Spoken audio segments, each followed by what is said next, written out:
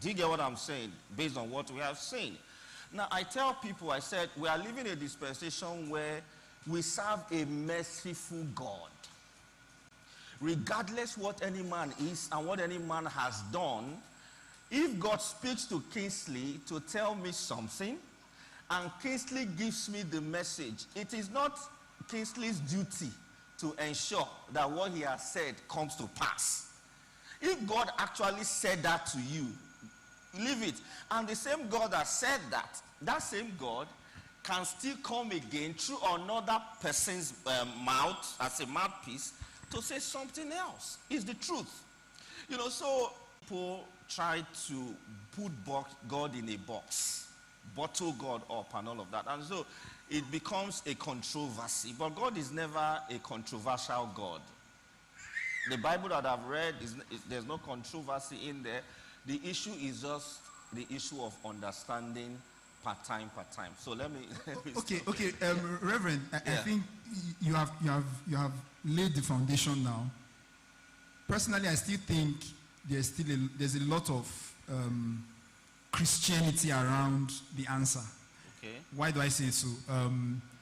So if a prophet, a so-called prophet, comes out and says this, if God is going to say something else, is he not still going to communicate that same thing, maybe through him, maybe through someone else?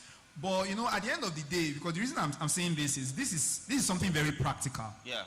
Right? It affects us on a daily, especially when, you know, government has to do with us. And when you were laying the foundation, you made mention of the fact that God has left the affairs of the world for man to run. Yeah. And then at times when God decides to come into the affairs of man through prophecies, and we see prophecies that are this black and white, and it does not happen, and we are not getting any other confirmatory message, because everybody was basically waiting for the prophecies to happen, and we are not getting any other confirmatory message to say, oh, I have changed the instruction or something else has happened.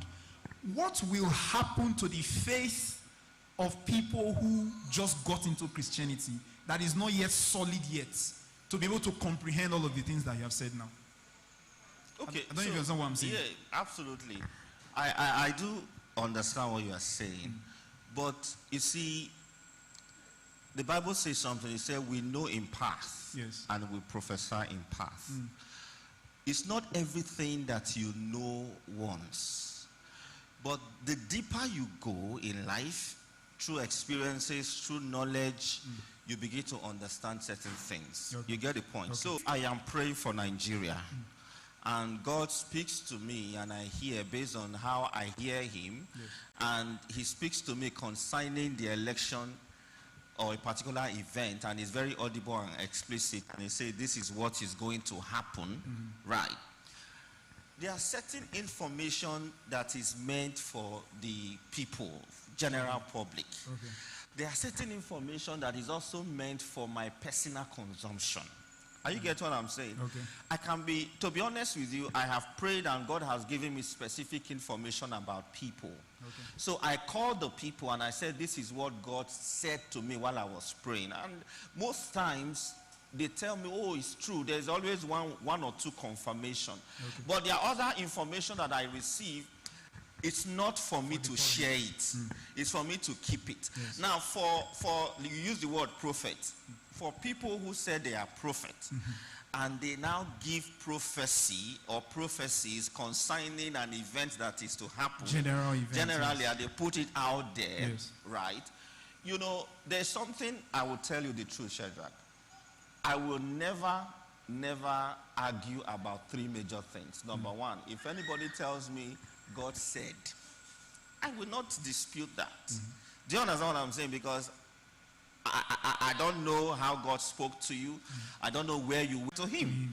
The guys with him did not have